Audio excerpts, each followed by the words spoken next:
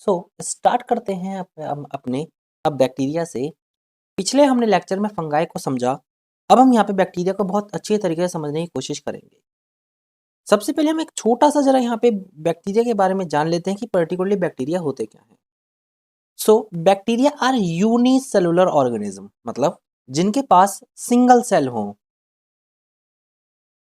उन्हें unicellular organism हम कहते हैं, जैसे कि हमने पहले भी इसे पढ़ा है। सो हमें बैक्टीरिया के बारे में सबसे पहली चीज़ ये पता चली कि ये जो है ये यूनिसेलुलर होते हैं। साथ ही साथ में ये प्रोकैरियोटिक होते हैं नेचर में, जहाँ पे मतलब हमें पता है कि जिनके पास ऑर्गेनेल्स भी नहीं होती और जिनके पास हम ये भी कहते हैं कि इनके पास ना ही ट्री न्यूक्लियस होता। सो बैक्टीरिया की हमने बात करी। बैक्टीरिया क्या है? बैक्टीरिया यूनिसेलुलर होते हैं, ये प्रोकैरियोट्स होते हैं। ये चीज़ हमने यहाँ पर जानने की कोशिश की है। ना हम आगे चलते हैं और चीज़ों को और अच्छी तरीके से समझते हैं। बैक्टीरिया को शेप के अकॉर्डिंगली, दैट इज अगर हम बैक्टीरिया के शेप की बात करें, शेप की अगर बैक्टीरिया की बात की जाती है तो शेप के अकॉर्डिंगली बैक्टीरिया को 4 ग्रुप में डिवाइड किया गया है on the basis of shape. पहला कौन सा है? पहला है दैट इज स्फेरिकल कोकस। कोकस का मतलब कैसा होता है? मतलब कुछ इस तरीके से। एक रोड शेप्ड होते हैं, मतलब इस तरीके से। एक कोमा शेप्ड होते हैं, मतलब इस तरीके से। एक स्पाइरल शेप्ड होते हैं, मतलब इस तरीके से। अगर आप इसकी पिक्चर को देखोगे तो आप यहाँ पे देख सकते हो इसकी डायग्राम को कि ये आपके कोकाएं हैं जो आपके बिल्कुल कोकस शेप होते हैं। ये आपके जो है पर्टिकुलरली ये रोड शेप हैं, इस तरीके से रोड शेप्ड हैं।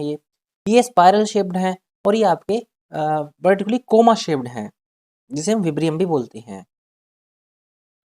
ठीक है, अगर हम और बैक्टीरिया के बारे में समझने की बात करें तो क्वेश्चन ये अराइज हमारा होता है कि बैक्टीरिया हमारे जो हैं ऑटोट्रॉपिक होते हैं, या ये ऑटोट्रॉपिक हैं, या ये हेटेरोट्रॉपिक हैं और हेटेरोट्रॉपिक हैं।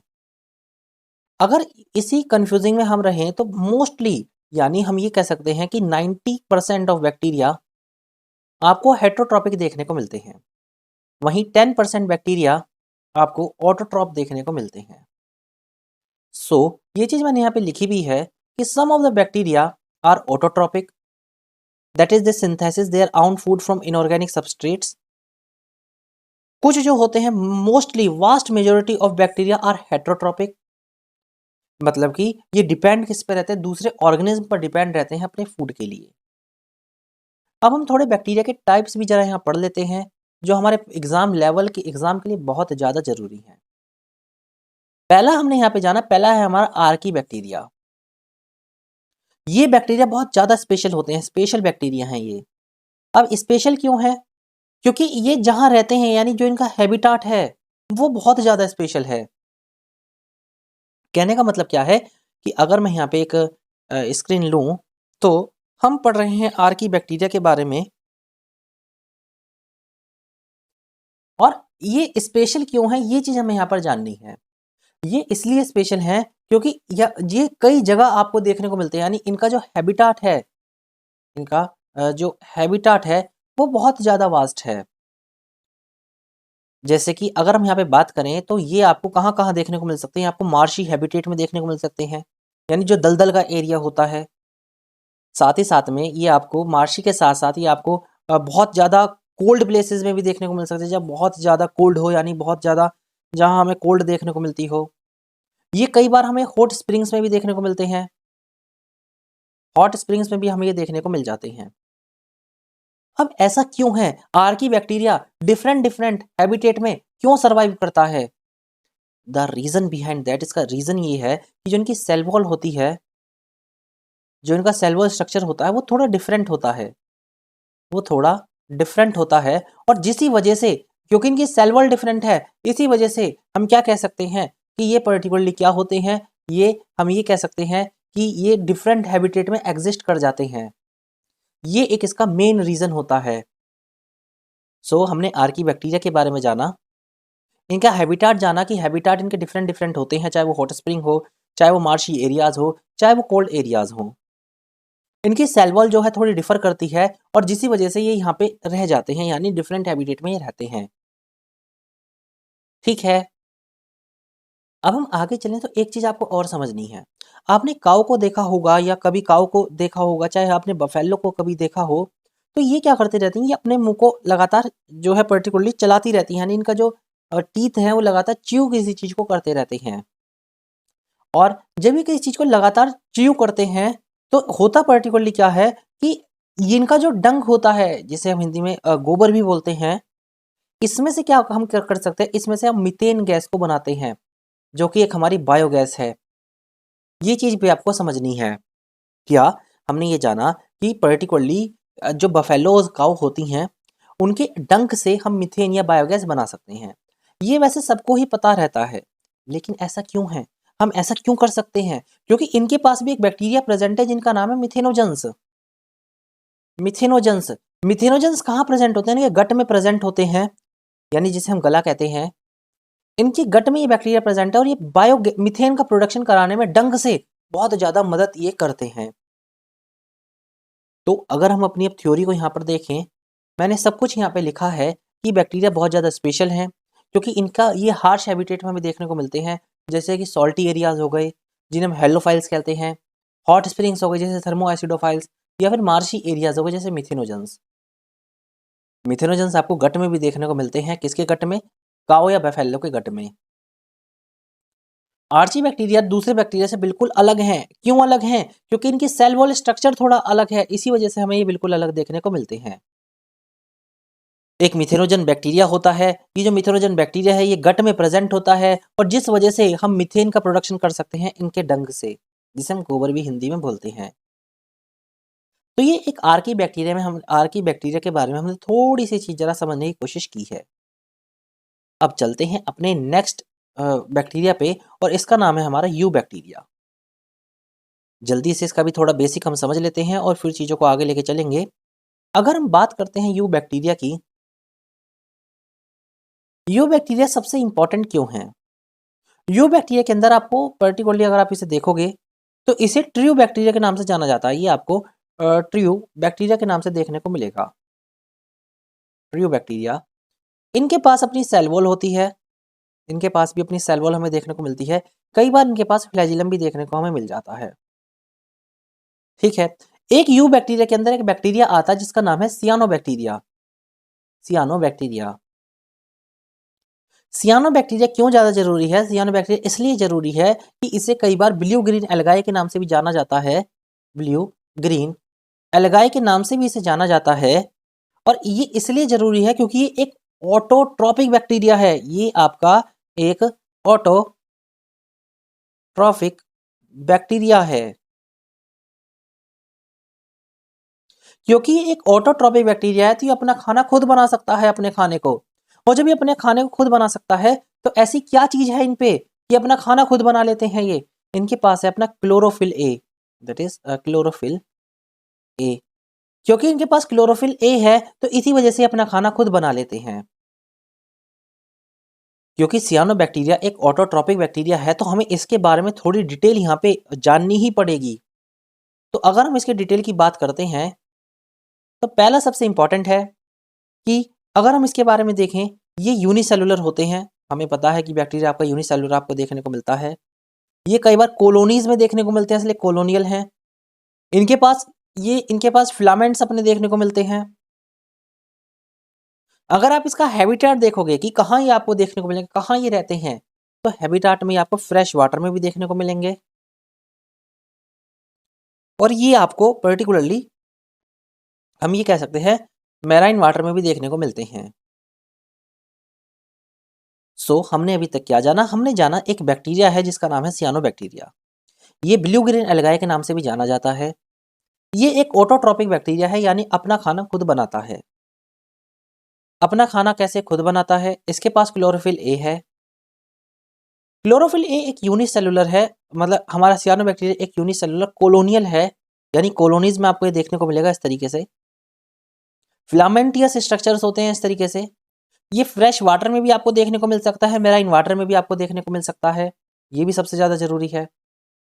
इससे भी सबसे ज़्यादा ज़रूरी क्या है? इससे भी सबसे ज़्यादा ज़रूरी ये है कि कई बार होता क्या है, जैसे आपने कभी देखा हो, अगर जस्ट अ मिनट, तो अगर हम इन बैक्टीरिया की कॉलोनीज को देखेंगे, क्योंकि हमने अभी देखा कि इन बैक्टीरिया के पास अपनी कॉलोनीज होती हैं, तो ये सपोज कीजिए कई सारे बैक्टीरिया प्रेजेंट हैं, ये सब आपके सियानो बैक्टीरिया हैं। ठीक है। इनके आसपास एक शीट प्रेजेंट होती है इस तरीके की। ये एक शीट हमें यहाँ पर देखने को इसके आसपास मिलती है। बहुत रफ स्ट्रक्चर मैं आपको बना के दिखा रहा हूँ बस। ये शीट क्या होती है जनरली, ये एक गिलाटेनियस शीट होती है जो कि एक तरीके से प्रोटेक्शन का काम इनका करती है जब ये कॉलोनीज बना लेते हैं तो। ठीक है, हमने ये भी जान लिया। अब जरा इसका थोड़ा स्ट्रक्चर हम यहाँ पे जानते हैं। ये थाउजेंड्स ऑफ यू बैक्टीरिया हमें देखने को मिलते हैं। इन्हें ट्रू बैक्टीरिया के नाम से भी जाना जाता है, जैसे हमने यहाँ पे जाना। इनके पास अपनी रिजिड सेल वॉल होती है और कई बार इनके पास ये मोटाइल यानी चल भी सकते हैं, तो इनके पास अपना फ्लैजिलम भी है। सियानो बैक्टीरिया को ब्लू ग्रीन एल्गाई के नाम से भी जाना जाता है। इनके पास अपना क्लोरोफिल ए होता है। साथ ही साथ में ये क्या होते हैं, ये फोटोसिंथेटिक होते हैं, ये हम पढ़ चुके हैं। ये यूनिसेलुलर हैं। ये कॉलोनियल और फिलामेंटियस होते हैं। ये फ्रेश वाटर में भी देखने को मिल सकते हैं, मैराइन वाटर में भी देखने को मिल जाते हैं। इनके आसपास एक ग्लैटिनियस शीट होती है, ये भी मैं आपको बता चुका हूँ कि कॉलोनीज के पास। और ये करती क्या है, इसका काम क्या है, ये शीट यहाँ क्यों प्रेजेंट है, ये किसका काम है, प्रोटेक्शन का। और कई बार क्या होता है, ये ब्लूम्स भी बनाते हैं पोल्यूटेड वाटर में। मतलब क्या है, सपोज कीजिए कोई पोल्यूटेड वाटर है ये, तो इसमें एक तरीके से ब्लूम्स यानी अगर कोई पर्सन यहाँ से इन्हें देख रहा है तो उसे ये लगेगा कि वाटर के अंदर कुछ प्रेजेंट है। एक बुबला जिसे हम कहते हैं कि एक एयर का एक हम एयर का स्ट्रक्चर्स जो पानी के ऊपर हमें देखने को मिले, जिसे हम बबूला भी जिसे हम कहते हैं, इस तरीके से हमें ये देखने को मिलते हैं। लेकिन इंपॉर्टेंस क्या है यू बैक्टीरिया की, यू बैक्टीरिया क्यों पढ़ा जाता है। यू बैक्टीरिया इसलिए पढ़ा जाता है क्योंकि ये एटमॉस्फेरिक नाइट्रोजन को इजीली फिक्स कर लेते हैं। आपने अगर ये बात आपको पता हो कि जो हमारे प्लांट्स होते हैं, सपोज कीजिए हमारा कोई प्लांट है और इसे नाइट्रोजन की जरूरत है, तो ये नाइट्रोजन सीधा एनवायरनमेंट से कैच नहीं कर सकता। ये क्या करेगा, इसकी जो रूट्स होती हैं अपनी, ये जो इसकी रूट्स हैं, इन रूट से इसे किसकी जरूरत पड़ती है, नाइट्रोजन की जरूरत पड़ती है। अब रूट में नाइट्रोजन को फिक्स करने के लिए कुछ बैक्टीरिया प्रेजेंट होते हैं, जैसे कि नोस्टॉक हो गया और एनाबीना हो गया।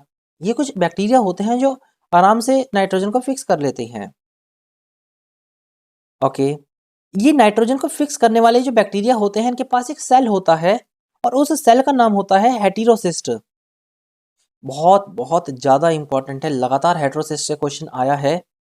और हेटेरोसिस्ट क्यों इंपॉर्टेंट है, जो हेटेरोसिस्ट आपका होता है ये हेल्प करता है नाइट्रोजन को फिक्स करने में।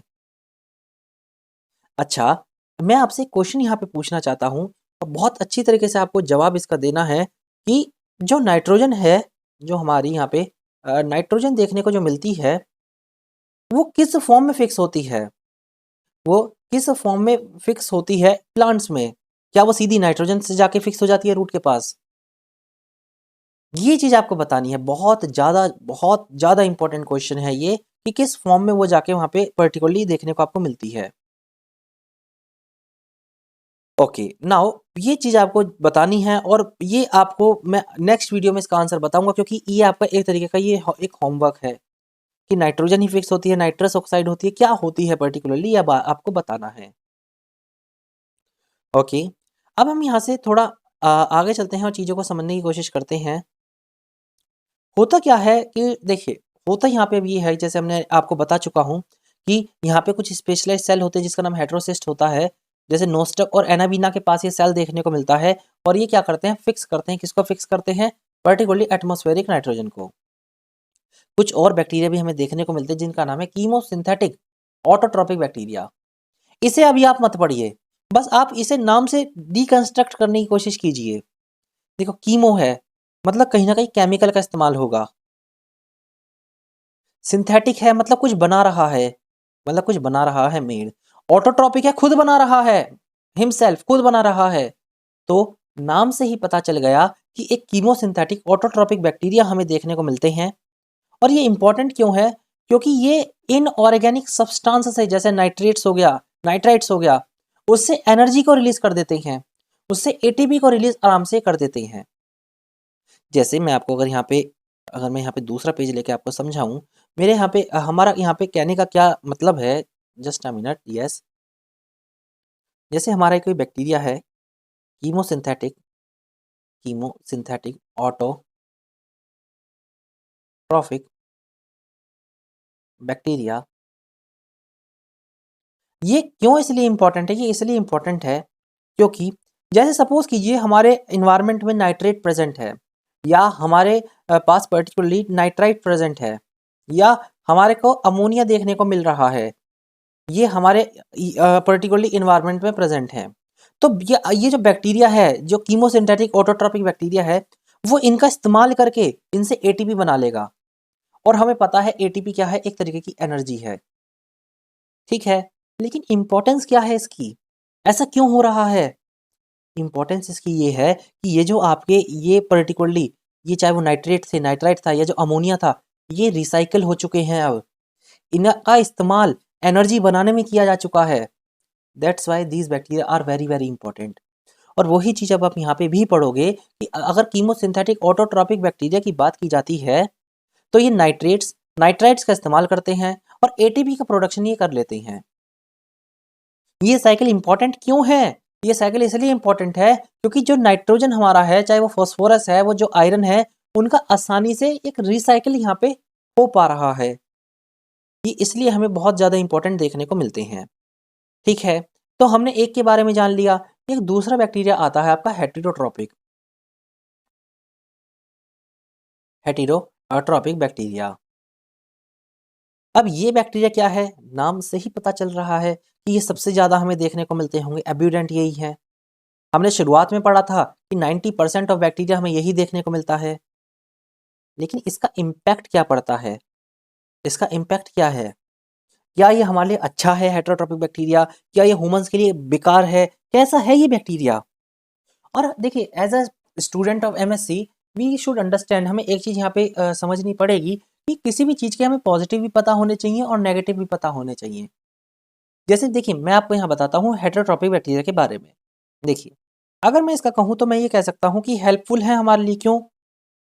क्योंकि एक बैक्टीरिया है लैक्टोबैसिलस, वो आपका हेटेरोट्रॉपिक बैक्टीरिया है और ये क्या करता है? मिल्क से कर्ड बना देता है। तो हमारे लिए तो बहुत इंपॉर्टेंट है ये। यही नहीं, ये हमारा एंटीबायोटिक बनाने में भी इस्तेमाल आते हैं, तो भी ये बहुत इंपॉर्टेंट है। ये हमने अभी आप पढ़ा था कि काफ़ी सारे बैक्टीरिया ऐसे भी होते हैं जो पर्टिकुलरली क्या करते हैं? नाइट्रोजन फिक्स करेंगे। ऐसे भी होते हैं जो हेटेरोट्रॉपिक हों, ठीक है। तो इसके नेगेटिव क्या है फिर? नेगेटिव ये है कि डिसीज़ कराते हैं। डिसीज़ कैसी? जैसे कि हम कह सकते हैं कोलेरा हो गया, या हम कह सकते हैं टाइफाइड हो गया, या टिटनस हो गया। ये सारी डिसीज़ इन्हीं की वजह से होती है। तो ऐज़ मैं ये नहीं कहता कि आपको बहुत अच्छी तरीके से सारी चीज़ें यहाँ पे पता होनी चाहिए, लेकिन एज़ एटलीस्ट इतना पता हो कि आपको हर चीज़ का पॉज़िटिव और नेगेटिव दोनों चीज़ों को यहाँ पे पता करते हुए चलना है। यही चीज़ हमारे लिए बहुत बहुत ज़्यादा ज़रूरी है। देखिए, मैंने यहाँ पे लिखा भी है इस बात को, बच्चे यहाँ पे बिल्कुल परेशान ना हो कि आपको हर एक चीज़ जो मैं आपको समझा रहा हूँ, वो मैंने हर चीज़ आपको यहाँ पे लिख के दी है। जैसे कि हेटेरोट्रॉपिक बैक्टीरिया अगर देखें, तो बहुत ज़्यादा एविडेंट आपको नेचर में देखने को मिलता है। जैसे देखिए, मैंने इनके पॉज़िटिव भी यहाँ लिखे हैं कि यहाँ से हम कर्ड बना सकते हैं मिल्क से, हम एंटीबायोटिक्स यहाँ पे आराम से बना सकते हैं, और हम लेग्यूम रूट्स में नाइट्रोजन को भी आसानी से फिक्स कर सकते हैं। ये तो सब पॉज़िटिव था इसका। क्या इसका कोई नेगेटिव भी होता है? जी हाँ। जैसे कि कुछ जो हैं डैमेज करते हैं ह्यूमन बीइंग्स को, क्रॉप्स को, कुछ पेट्स को भी डैमेज करते हैं ये, डिसीज़ कॉज़ कराते हैं बहुत सारी। सम टाइम ऐसा भी होता है, अब हमें ये चीज़ थोड़ा आगे पढ़नी पड़ेगी, दैट इज़ ये आपकी मैंने यहाँ पे एग्ज़ाम्पल डाल दिए थे। ये आपका सियानोबैक्टीरिया का एग्ज़ाम्पल मैंने यहाँ डाल दिया था। किस तरीके से आपको ये बैक्टीरिया देखने को मिल रहा है, और ये एक बैक्टीरिया का मैंने डायग्राम यहाँ पर डाल दिया था। ये चीज़ें आपको अच्छी तरीके से समझ में यहाँ पर हो जाए। तो पहले हम इस वाले को समझते हैं। इस वाले को हम अभी नहीं देखेंगे, पहले इस वाले को समझते हैं। देखिए, अगर मैं इस बैक्टीरिया की बात करूँ अगर मैं इस बैक्टीरिया की बात करता हूँ, तो मैंने बताया था हेटेरोसिस्ट का फ़ंक्शन। वीडियो पॉज़ कीजिए और अभी ये बताइए कि हेटेरोसिस्ट का फ़ंक्शन क्या था?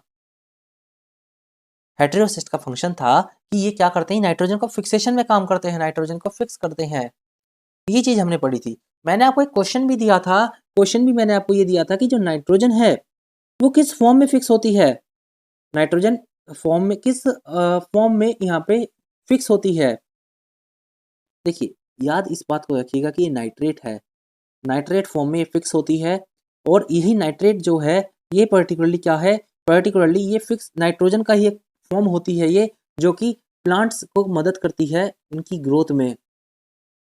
और ये काम कौन कर रहा है, ये सेल करता है जिसका नाम है हेटेरोसिस्ट। ये चीज़ भी आपको यहाँ पे याद रखनी है। नाइट्रेट यहाँ पे इसे बोला जाता है, ये चीज़ आपको याद रखनी। नाइट्रेट्स होता है, कई बार इसे नाइट्रेट्स भी बोल देते हैं, क्योंकि ये आपका प्रीवियस ईयर क्वेश्चन है, पहले भी ये क्वेश्चन पूछा जा चुका है। क्वेश्चन बहुत सिंपल था आपका। क्वेश्चन ये था कि in which form nitrogen is essential, that is essential for plants and animals। और इसका आंसर आपका क्या आना था, दैट इज इसका आंसर आना था नाइट्रेट्स, का आंसर आना था। बहुत बार, मैं ये नहीं कहता एक बार, इसे लाखों बार पूछा जा चुका है इसी क्वेश्चन को घुमा घुमा के। क्वेश्चन आपका हेटेरोसिस्ट पे भी बना है, इसलिए मैंने आपका यह हेटेरोसिस्ट भी यहाँ पे डाला है। ये हेटेरोसिस्ट क्या करता है, नाइट्रोजन फिक्सेशन में बहुत बड़ा रोल प्ले करता है। एक बैक्टीरिया की मैं आपको और यहाँ पे इमेज दिखा देता हूँ, जस्ट अ मिनट। ये आपका बैक्टीरिया यहाँ पे आपको दिख रहा होगा, ये रहा बैक्टीरिया। इसके पास अपनी सेल वॉल है, ये भी हमने जाना। इसके पास डीएनए है, सेल मेम्ब्रेन है, ये भी हम अभी तक यहाँ पे जान चुके हैं। ठीक है, अब हम थोड़ा और आगे चलते हैं। एक आपको चीज और देखने को मिलती है जिसका नाम है माइकोप्लाज्मा। माइकोप्लाज्मा एक पर्टिकुलरली हमें यहाँ पर देखने को मिलते हैं, इनके पास अपनी सेल वॉल नहीं होती, और इसी वजह से यहाँ से क्वेश्चन बन जाता है कि भाई वो बताइए जिनके पास अपनी सेल वॉल नहीं होती। अब बच्चा कहेगा कि सर वायरस भी तो हम कह सकते हैं, वायरस भी हम यहाँ लगा देते। ये इसलिए जरूरी है कि स्मॉलेस्ट लिविंग सेल है ये। वायरस को हम लिविंग नहीं कहते, वायरस इज नॉट, या ना हम इसे लिविंग कहते ना ही नॉन लिविंग कहते। लेकिन माइकोप्लाज्मा आपका लिविंग है, सबसे छोटा सेल है ये, और ये सर्वाइव कर जाता है ऑक्सीजन के बिना भी। इसे ऑक्सीजन की जरूरत नहीं है, ये विदाउट ऑक्सीजन भी सर्वाइव करता है। ये आप देखिए कितनी, मतलब हम कितने इंपॉर्टेंट चीज हमारे लिए है।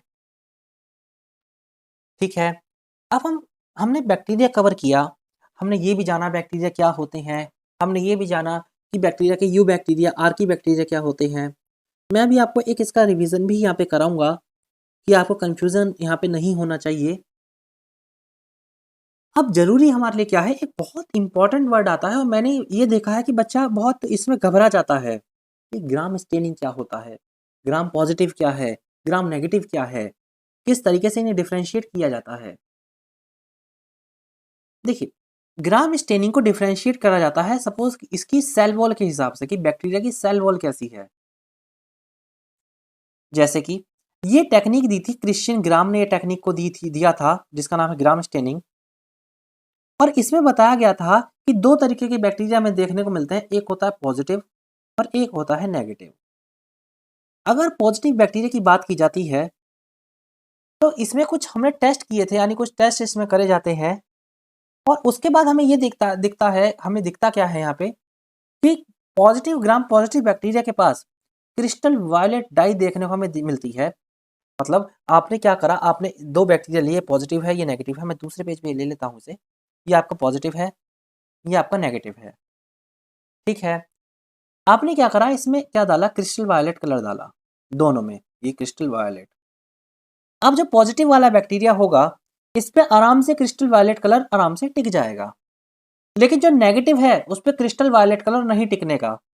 ऐसा क्यों, ऐसा क्यों है, क्योंकि इनके सेल वॉल के स्ट्रक्चर में कुछ प्रॉब्लम है। इनका सेल वॉल का स्ट्रक्चर जो है वो सही नहीं है। क्योंकि अगर आप देखोगे, क्योंकि इनके पास this is because of their thick layer of peptidoglycan in the cell wall. एक इनका सेल वॉल का स्ट्रक्चर अलग है। अब क्वेश्चन यहां से ये उठता है, यहां से पूछा क्या जाएगा।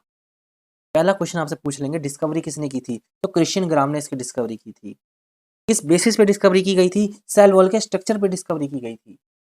जो ग्राम पॉजिटिव है बैक्टीरिया उनके पास क्रिस्टल वायलेट डाई हमें देखने को मिलती है, लेकिन जो ग्राम नेगेटिव है बैक्टीरिया उनके पास हमें कुछ भी ऐसा देखने को नहीं मिलता। और यही चीज मैंने दो जगह हाईलाइट कर करके यहाँ पे लिखी भी है। देखिए कि जो ग्राम पॉजिटिव है उसके पास क्रिस्टल वायलेट कलर आराम से आ जाता है, लेकिन जो ग्राम नेगेटिव बैक्टीरिया है वो उसके पास कोई भी क्रिस्टल वायलेट कलर हमें देखने को नहीं मिलता। और ग्राम नेगेटिव बैक्टीरिया ये जो होते हैं ना, ये बहुत ज़्यादा हम कहते हैं ना कि बहुत ज़्यादा हट्टी बैक्टीरिया कहलाए जाते हैं। क्यों? क्योंकि ये रेसिस्टेंट बहुत होते हैं एंटीबॉडीज़ से। मतलब क्या है? सपोज़ कीजिए कोई पर्सन है, ये कोई पर्सन है, उसे कोई बीमारी होती है, सपोज़ कीजिए इसे बीमारी है एक्स, ठीक है? अब इस एक्स के अंदर जो इसके पैथोजन हैं जो, वो आपके बैक्टीरिया हैं, that is gram negative bacteria, gram negative.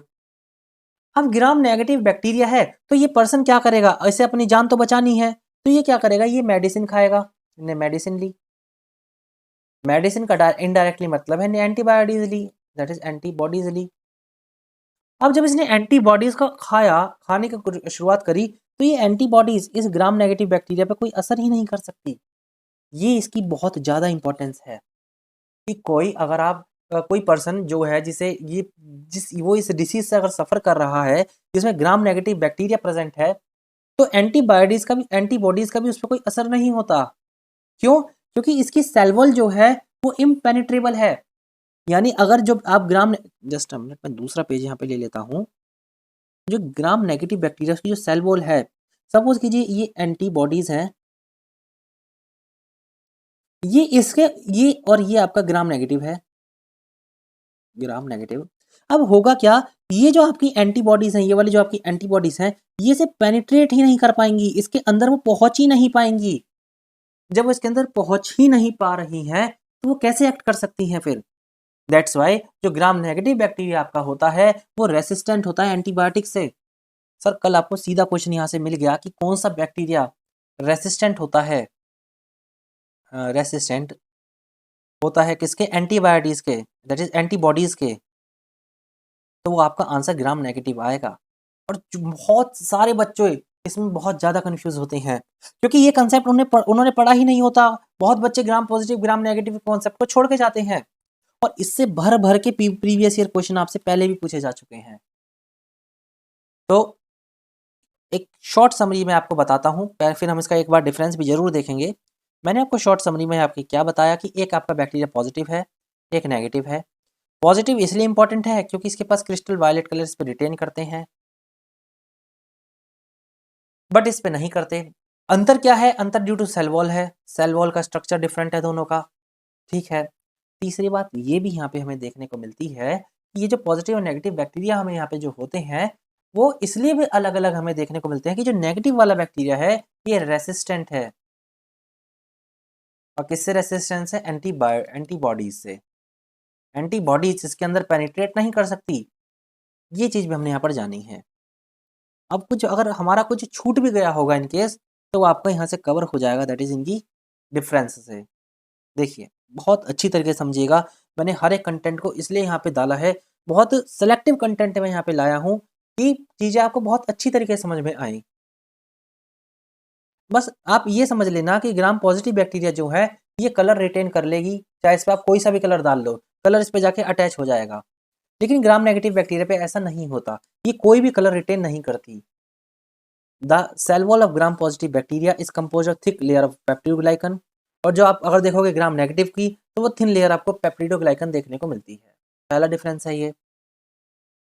Gram staining procedure में ग्राम पॉजिटिव सेल जो होते हैं वो पर्पल कलर को अपने पास रख लेते हैं।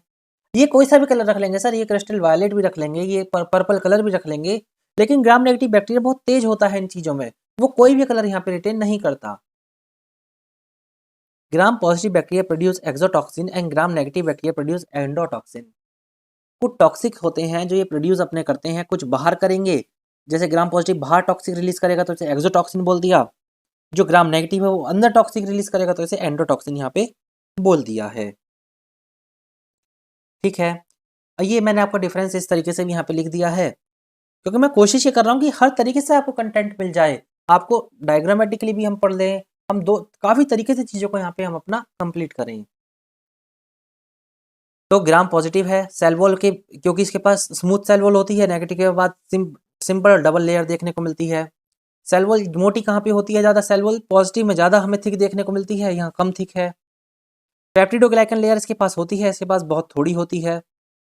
और फिर यहाँ पे मैंने बहुत कुछ चुनिंदा डिफरेंस यहाँ पे मैंने डाले थे, और वो भी आप यहाँ पर देख सकते हो। वैसे ये सारी चीज़ें हमने अच्छी तरीके से जो है हमने कवर कर ली हैं। अब आता है आपका, that is the, just a minute, आपका रिवीजन टाइम, क्योंकि अगर रिवीजन होगा तभी तो हमारी तैयारी यहाँ पर जो है अच्छी मानी जाएगी। सो यहाँ पे हमारा यहाँ पे रिवीजन टाइम जो है स्टार्ट होता है, दैट इज़ मैं यहाँ डाल देता हूँ, क्योंकि चीज़ें आपको समझनी हैं, बहुत अच्छी तरीके से समझनी है। तो हमने अपना लेक्चर स्टार्ट करा था बैक्टीरिया से, बहुत ध्यान से समझिएगा। बैक्टीरिया क्या हमने पढ़ा था, ये एक यूनिसेलुलर प्रोकैरियोटिक है, प्रोकैरियोटिक हमें देखने को मिलते हैं, ये हमने पढ़ा था। फिर बैक्टीरिया के बारे में हमने ये भी जाना था कि अगर बैक्टीरिया की अगर हम बात करते हैं तो इसकी 4 शेप होती हैं, जैसे कोकाई हो गया, जैसे स्पाइरल शेप्ड स्पिरिलम हो गया, जैसे हम विब्रियो कह सकते हैं, विब्रियो, जो कोमा शेप्ड जो थे, और एक हमारा जो था एक स्पाइरल शेप भी हमारा था, एक हमारा कोकाई शेप हमने यहाँ पे जाना था। टोटल हमने जो इसके पढ़े थे टोटली 4 शेप पढ़े थे। जो 4th शेप हमारा था वो था दैट इज़ अ बैकिली या बैकिलस जिसे हमने बोला था, ठीक है। फिर हमने ये जाना था कि कुछ बैक्टीरिया ऑटोट्रॉप्स भी हो सकते हैं या हेटेरोट्रॉप्स भी हो सकते हैं। फिर हमने ये पढ़ा था। अगर फिर हमने ये जाना था कि इसमें पहला बैक्टीरिया हमने आर्की बैक्टीरिया पढ़ा था, आर्की बैक्टीरिया। और आर्की बैक्टीरिया क्यों इंपॉर्टेंट था? क्योंकि इसके पास पर्टिकुलरली इसकी सेल वॉल थोड़ी अलग देखने को हमें मिलती थी और जिस वजह से ये जो है डिफरेंट डिफरेंट जगह ये एग्जिस्ट कर लेता था। फिर एक हमने पढ़ा था यू बैक्टीरिया के बारे में। यू बैक्टीरिया में हमने ये जाना था कि जो यू बैक्टीरिया हमारे होते हैं, ये हमें जो है हम ये कह सकते हैं ऑटोट्रॉपिक होते थे। ऑटोट्रॉप जिसमें हमारा मेन एग्जाम्पल था सियानोबैक्टीरिया। फिर हमने ये जाना था इसके पास क्लोरोफिल ए हमें देखने को मिलता है, ठीक है। एक कुछ सेल का नाम हमने पढ़ा था जिसका नाम है हेटेरोसिस्ट। हेटेरोसिस्ट इसलिए इंपॉर्टेंट है, फिक्सिंग करता है, किसकी फिक्सिंग करता है? नाइट्रोजन की। ये भी हमने यहाँ पे जाना था। और फिर हमने ये जाना था, एक स्ट्रक्चर हमने जाना था जिसका नाम था माइकोप्लाज्मा। और ये क्या है? ये इसके पास कोई भी इसके पास हम ये कह सकते हैं ये ऑक्सीजन का इस्तेमाल नहीं करते। इनके पास अपनी सेल वॉल भी यहाँ पर नहीं होती। तो इतना चीज़ हमने अभी तक बैक्टीरिया के बारे में कवर किया है। नेक्स्ट लेक्चर में हम चीज़ों को और अच्छी तरीके से समझने की कोशिश करेंगे। चीज़ों को अच्छी तरीके से याद रखिए, 1 से 2 बार वीडियो को देखिए और चीज़ों को रिवाइज़ करने की कोशिश कीजिए। मैं उम्मीद करता हूँ वीडियो आपको काफ़ी अच्छा लगा होगा। मिलते हैं नेक्स्ट क्लास में। धन्यवाद।